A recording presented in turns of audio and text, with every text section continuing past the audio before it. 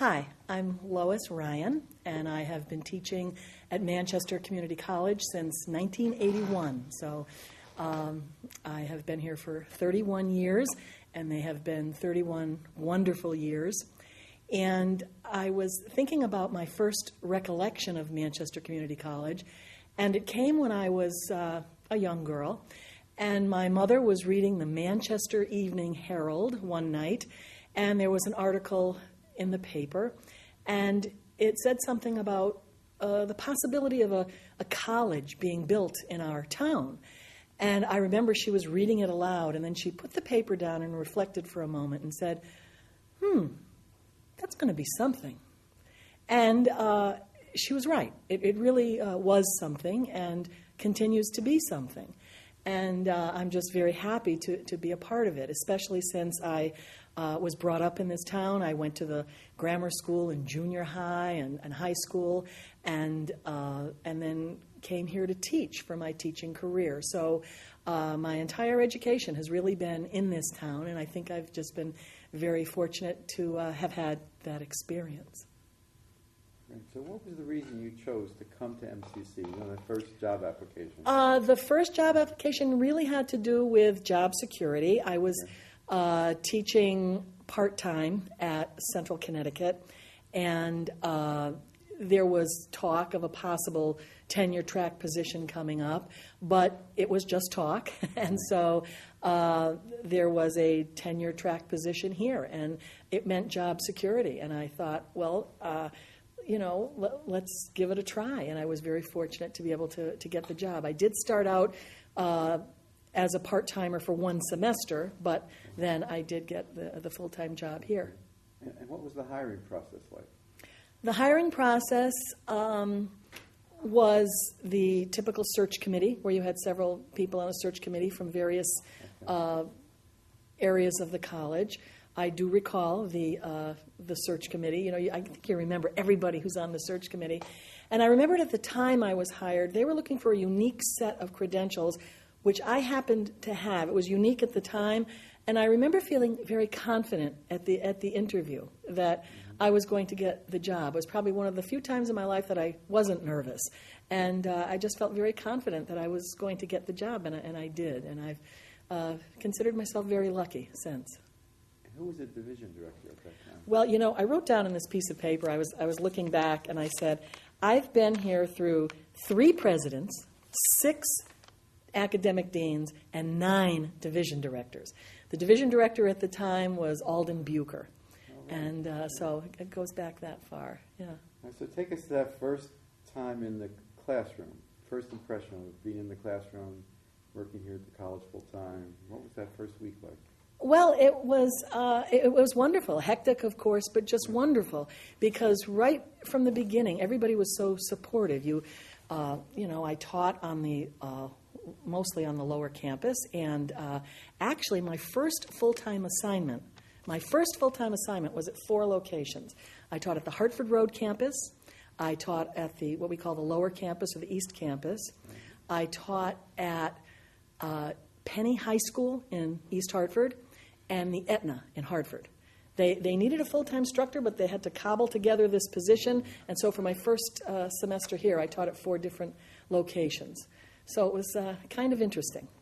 Can you share some early memories of faculty meetings or staff department meetings? Like? I'm glad you brought up meetings, because that was one of the most exciting parts of the job back then. Mm-hmm. Going to we were the humanities division at the time. Mm-hmm. And the humanities division was like theater in the round. It was like a cast of characters assembling for a play, and you wouldn't dare miss it, because it was always entertaining. The agenda was always secondary to whatever anybody wanted to say about something else, right. And we would get off on all kinds of discussions, and we had so many colorful people, and I mean colorful in the nicest way possible, and people who could use the language so beautifully, and spoke in double entendres and things like that, and you wanted to be the first one there. You were the last one to leave, because you didn't want to miss any of the humor. The people I remember in particular, Bob Richardson, Paul Clark, and John Gustafson. I think those three people could use the English language so beautifully. And, of course, as an English teacher, I really appreciated that. And everyone else did, too. The meetings were lively, they were spirited, and you just wouldn't think of missing one. Any funny incidents you could share with us from one of those meetings? Not any I can think of off the top of my head, but if I do, I'll get back to you. How about early? Well. Oh, yeah. Except one time, I remember when Toby Tamarkin was the division director. She was wearing shoes that were brand new, and I'm sure very expensive, and they were hurting her feet. And Toby was not one to suffer in silence. So she said, right in the middle of the meeting, about how her feet hurt and darn these shoes and everything. And she gave them to Michael DeRamo to wear so that he could stretch them out for her. And, I guess that's one of the recollections. As you can see, as I said, the agenda was always secondary. That's a good one. Yeah. How about early features or programs or events or the way things were done when you first got here compared to today? What do you see as some of the changes? I think things were more spontaneous back then. I think we had a little more flexibility, and I think we had more opportunity to try things without having to go through so many layers of approval. But that's not to say that we're still not doing wonderful things here at the college. Yeah. It's just that I think it was a more easygoing atmosphere at the time. How about your image of the college over the years when you first arrived here compared to today? You think that has changed, or how has that changed in the community around us? What do you think? We have more to offer now. We keep expanding, and we certainly keep up with the times. But I have a fondness for what we call the old days. I think it was a very fun time to be here. And I've only been here since '81, which to a lot of people seems like a long time ago, but there's that whole group that was here in the '60s and the '70s who, I remember when I was the new kid on the block, and they said, and they were telling me about times that I'm not part of, that were wonderful. But I feel that I got in here in time to know just about all of those people, and so we had a lot of fun. And one of the things that I wanted to do to keep that fun going as time moved on, in the late '80s, I became the department chair for the English department, and I remembered a lot of people said to me, now, educationally, what are you going to do, or what are your plans? And I said, I don't really have any educational plans, or I don't really have any scholarly goals here. My goal is to put a smile back on people's faces. I think there are other people can take care of that other stuff. I'll take care of the fun stuff. So one of the things I decided to do every week for several years, I had a little happy hour in my office, and it was every Wednesday afternoon at 1:00. It was only supposed to be like an hour, and it went till maybe 5:30 when everybody had to go to class. So it lasted about 4.5 hours, and people would just come in and out. And I just had one rule: anybody was welcome, anyone was invited, but you could not talk about school, and that was the fun thing. So we talked about all kinds of crazy things, and had a wonderful time. It was a wonderful break in the middle of the week.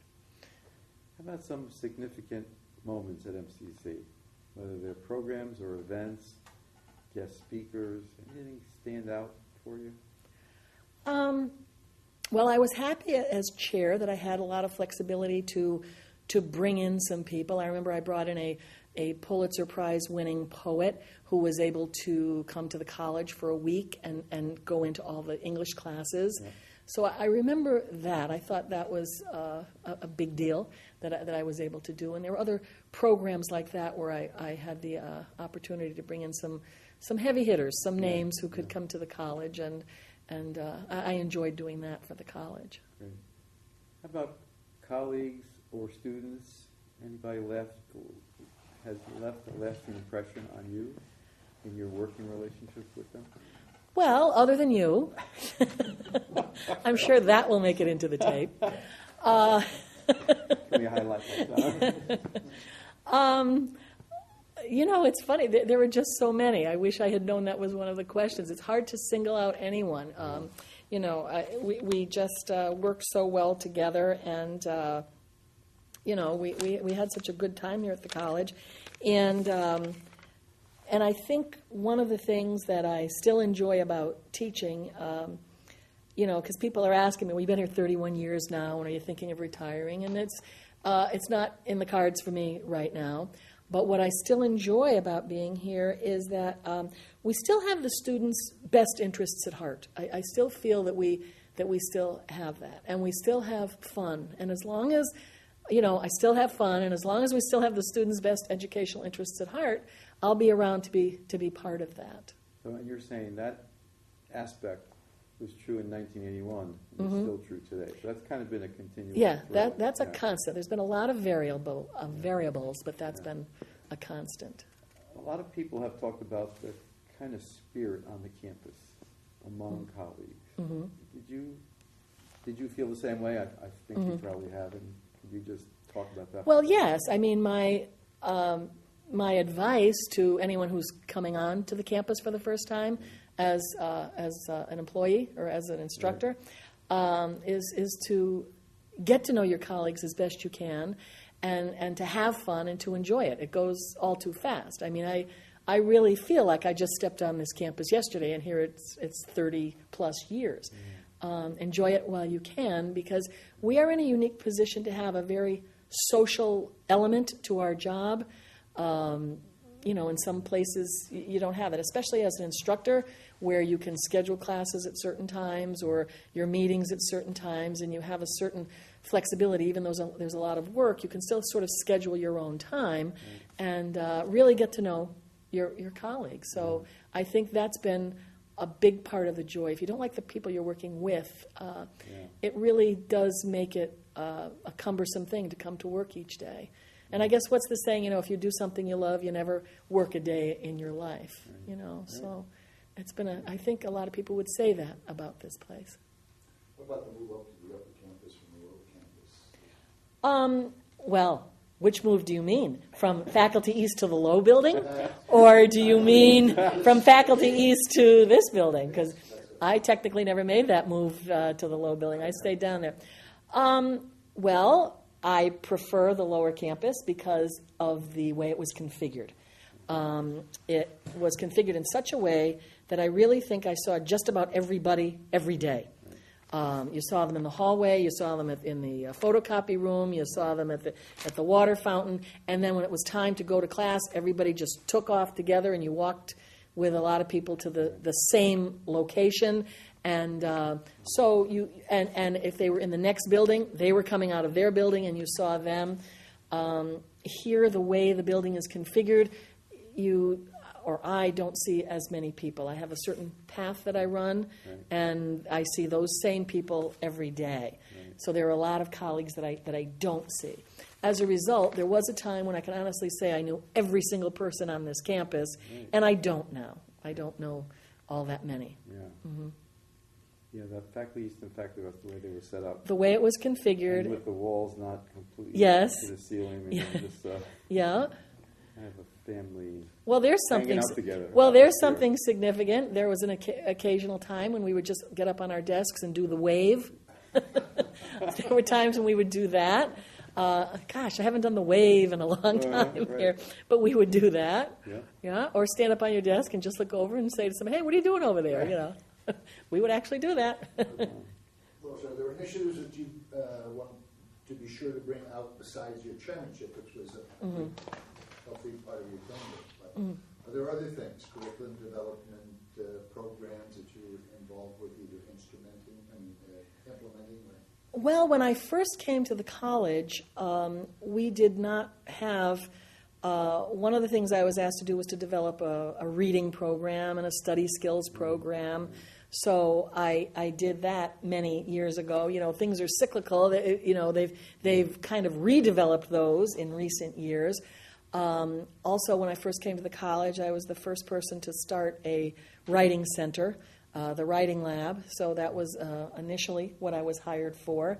So I started that. So, and again, that was back in '81 when some of these things were fairly new.